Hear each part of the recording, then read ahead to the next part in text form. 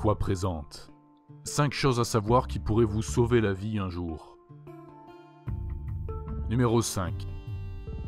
Il faut savoir qu'il est pratiquement impossible pour un ascenseur de tomber en chute libre. Dès le 19e siècle, Otis a déposé un brevet de frein se déclenchant automatiquement dès que l'accélération dépasse un certain seuil. Mais si un jour vous vous trouvez dans un ascenseur en chute libre, il est inutile de penser à sauter juste au dernier moment pour atténuer le choc.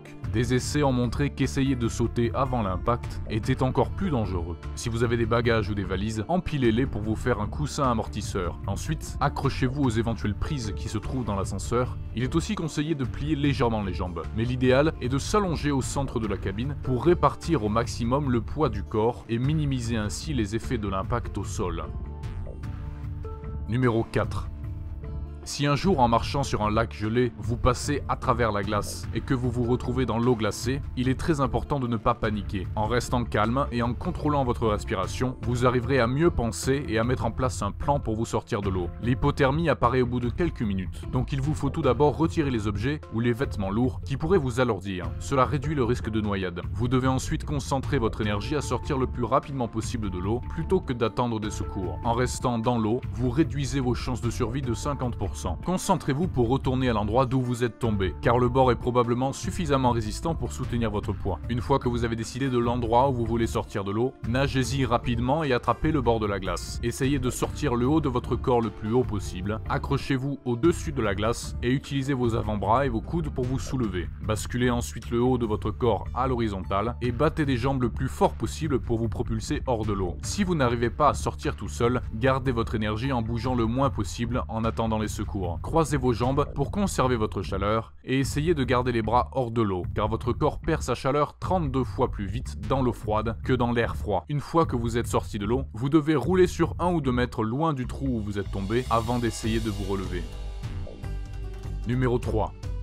Si un jour votre voiture tombe à l'eau et que vous êtes bloqué dedans, voici ce qu'il faut faire pour rester en vie. Tout d'abord, il ne faut surtout pas essayer d'appeler les secours avec son téléphone avant d'être sorti de la voiture. Le temps presse, il ne faut perdre aucune seconde. Ensuite, il faut détacher sa ceinture pour pouvoir se déplacer correctement. Il ne faut pas essayer d'ouvrir les portes, car ouvrir une porte contre la pression de l'eau est extrêmement difficile, et même si on y arrive, cela permettrait à l'eau de pénétrer plus vite dans l'habitacle et faire couler la voiture plus rapidement. En revanche, il faut ouvrir les vitres. Si vous ne parvenez pas à ouvrir la vitre, il faut la briser. Cela veut dire qu'il faut avoir à portée de main dans sa voiture un objet capable de casser les vitres. Il faut penser à sortir les enfants en premier et nager rapidement vers la surface. Si vous ne parvenez pas à briser les vitres, il reste une chance qu'il faudra saisir en quelques secondes. Quand l'eau va monter dans l'habitacle, la pression va peu à peu s'équilibrer avec l'extérieur et il sera possible d'ouvrir la porte.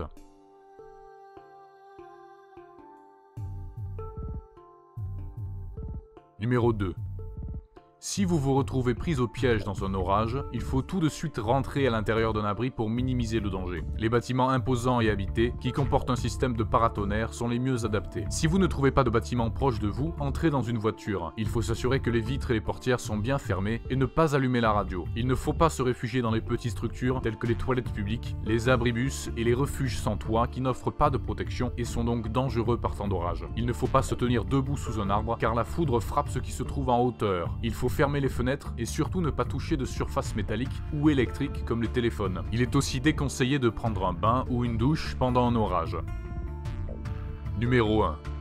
Pour sauver une personne qui s'étouffe, la première étape consiste à observer la situation. Si la personne peut parler ou tousser, l'obstruction est partielle. Vous ne devez pas intervenir au risque d'aggraver la situation. Demandez à la personne de tousser, car la toux suffit le plus souvent à expulser le corps étranger. Si la personne ne peut pas parler, ni tousser, l'obstruction est totale, alors il faut agir. Afin de provoquer une toux qui éjecterait l'aliment coincé, il faut pencher légèrement la personne et donner 5 grandes claques dans le dos entre les omoplates. Après les 5 claques, il faut passer à la manœuvre de Heimlich.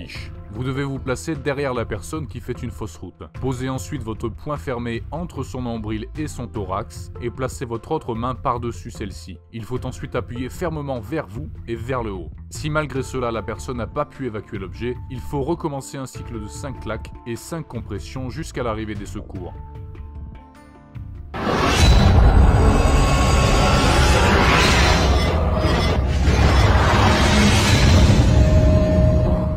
Cette vidéo est maintenant terminée, merci de l'avoir regardée. Si elle vous a plu, n'oubliez pas de vous abonner et surtout merci de partager cette vidéo. Si ça vous dit, vous pouvez aussi jeter un coup d'œil sur les vidéos précédentes.